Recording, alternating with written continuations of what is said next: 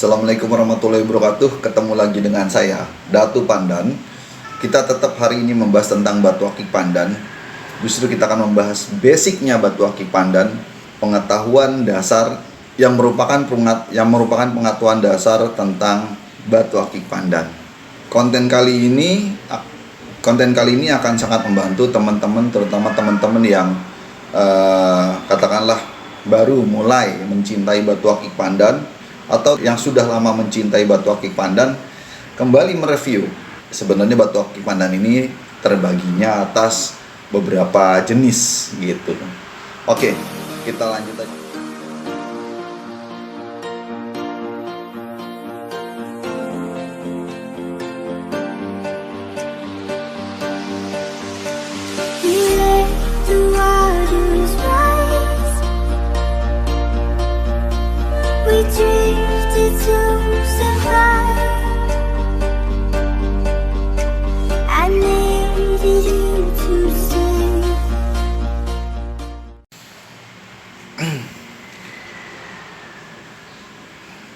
Oke, kali ini kita terusin lagi. Kita akan berbicara mengenai penanaman batu akik pandan. Nah, untuk kali ini kita akan membicarakan penanaman batu akik pandan atas size, atas ukuran yang dipunyai di batu akik pandan. Saya ingat di awal-awal batu akik pandan boom sekitar tahun 2014 lah, katakan seperti itu. Batu pandan ya size-nya rata-rata aja. Ya mungkin sekitar 30 sampai 40 lah, katakan seperti itu. Walaupun untuk size-size seperti itu termasuk sudah cukup besar dibandingkan batu-batu yang lain. Karena ketika saya main bacan, size segitu udah besar banget, tapi lagi mulai agak tinggi sedikit udah mulai jenong. Di size 30 udah lumayan. Apalagi kalau udah berbicara saya main-main kayak safir atau ruby, wah itu kecil lagi ukurannya. Ketika ketemu dengan batu akik pandan yang size-nya 30 sampai 40 rata-rata, atau sampai 50 lah, walaupun nggak banyak waktu itu sampai 50, ya kelihatan gede banget batu akik pandan. Itu di awal-awal di tahun 2014. Nah, ketika batu pandan semakin booming, kisaran 2014 akhir sampai 2015, dimensi batu pandan ini mulai berkembang. Saya ingat mulai dikenal dengan pandan babon, lagi itu sama Bang Leboy diperkenalkannya. Dia pakai batu yang besar banget, orang-orang melihatnya, ini catching banget, orang-orang pakai di dimensi 40, 30 sampai 50, dia pakai besar, dimensi yang besar. Dan itu menjadi catching, dan itu sempat menjadi trademark. Teman-teman waktu itu langsung pandan babon yang dicari, bikin pandan yang besar-besar, cari dari pandan yang dari bahan, karena memang lagi itu tidak ada yang menjual untuk ukuran sampai sebesar babon ini seperti ini nih. Ini saya dapat setelah 1 tahun, 1,5 tahun pandan, mungkin sekitar tahun 2017. Tapi yang seperti ini di tahun 2014 akhir sampai 2015 awal jarang ada gitu, jarang punya. Nah, pandan babon ini jadi sebuah trademark banget. Dia besar, dimensinya tidak terlampau panjang, lebarnya cukup lebar dan jenong.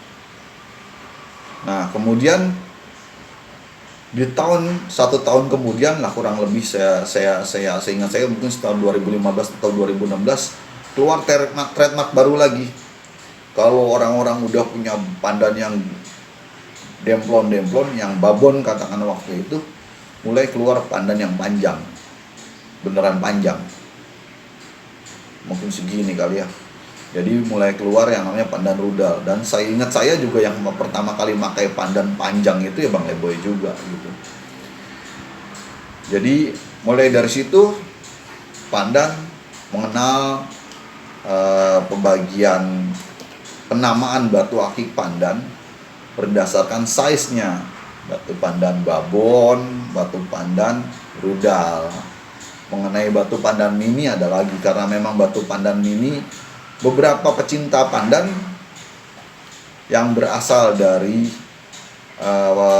beberapa pecinta batu yang kemudian mencintai batu akik pandan itu ngelihat fenomena pandan yang booming, itu banyak katakanlah pecinta batu yang kemudian ikut mengkoleksi atau mencintai batu akik pandan. Tapi karena memang basicnya dari pemain permata, basicnya dari pemain batu di luar pandan, mereka kadang-kadang nggak bisa juga tuh pakai batu pandan yang dimensinya 30, 40, 50 tuh udah termasuk besar, apalagi untuk pandan babon maupun pandan rudal. Akhirnya mereka mulai, gimana kalau batu akik pandan ini dibikin yang kecil-kecil, masuk lah. Seingat saya dibikin grup Kopami lah gitu, sama setahu saya mulai diprakarsai oleh grup Kopami, komunitas pandan mini, oleh Om Gregorius Arman. Nah itu mulai jadi Kopami ini atau pandan mini ini mulai disetting di dimensi bawah 20, under 20 mili gitu. Nah ini penamaan batu pandan berdasarkan dimensinya. Ada Kopami, ada pandan mini di bawah 20, ada pandan rudal, ada pandan babon.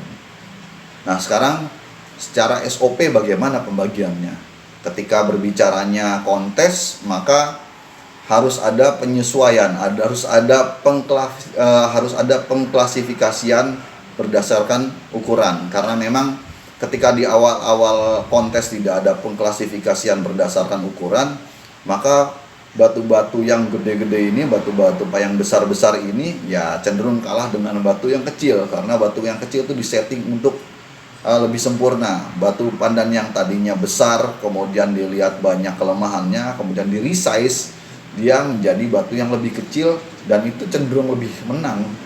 Karena memang katakanlah di setting sedemikian rupa untuk terlihat sempurna dan menang di kontes.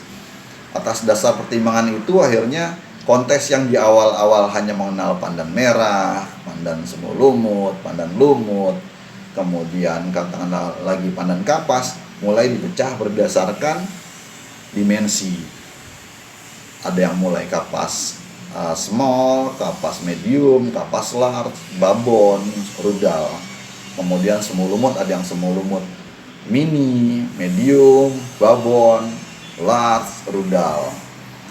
Nah ini berlaku hampir di semua kelas, entah itu kapas, nanas, merah, kemudian bahkan biduri, sutra, oli, semu oli. Nah itu semuanya ada kelasnya SML. Nah untuk kelas babon sendiri atau kelas rudal sendiri cenderung bebas. Bertarungnya bebas maksudnya ketika bicaranya rudal, dia boleh dari kapas, boleh dari semu oli, boleh dari nanas, terserah.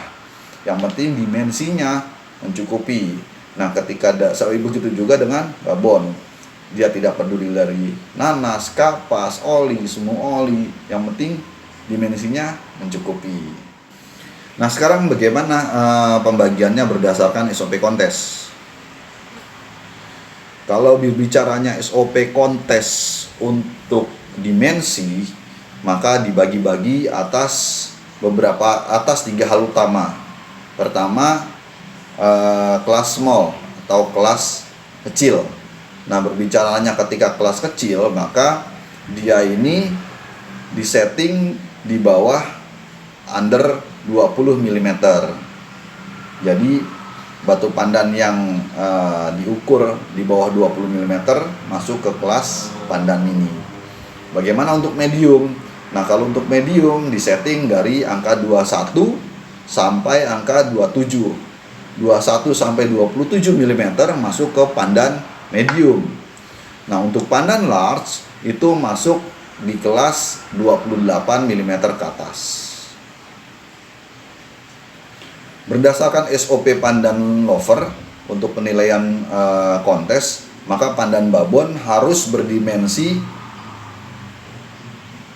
panjangnya minimal 45 mili dan lebarnya adalah 25 mili.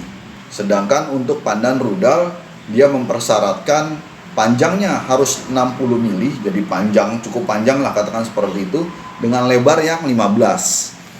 Secara penampakan pandan babon sama pandan rudal ini cenderung kalau pandan babon itu melebar tapi dia tidak terlampau panjang. Kalau pandan rudal dia lebih memanjang tapi tidak terlampau lebar. Nah, bagaimana dengan pandan yang memenuhi syarat untuk keduanya? Misal katakanlah dia panjangnya di atas 60 dan lebarnya di atas 25. Betul. Lebarnya di atas 25. Katakanlah ukuran pandannya 75 kali 30. Wah, besar katakan seperti itu. Nah, itu bisa masuk ke dua kelas tersebut. Entah itu pandan babon, entah itu kelas pandan rudal. Oke, demikian dulu pembahasan batu akik pandan. Penamaan batu akik pandan berdasarkan beberapa hal. Dan mudah-mudahan pengetahuan basic batu pandan ini semakin memperkaya pengetahuan tentang batu akik pandan kita. Semoga ini bermanfaat dan jangan lupa subscribe-nya, karena subscribe teman-teman akan memajukan channel tentang batu akik pandan dan lebih memasyarakatkan batu akik pandan. Wabillahi taufiq wal hidayah. Wassalamualaikum warahmatullahi wabarakatuh. Salam pandan selalu dicari.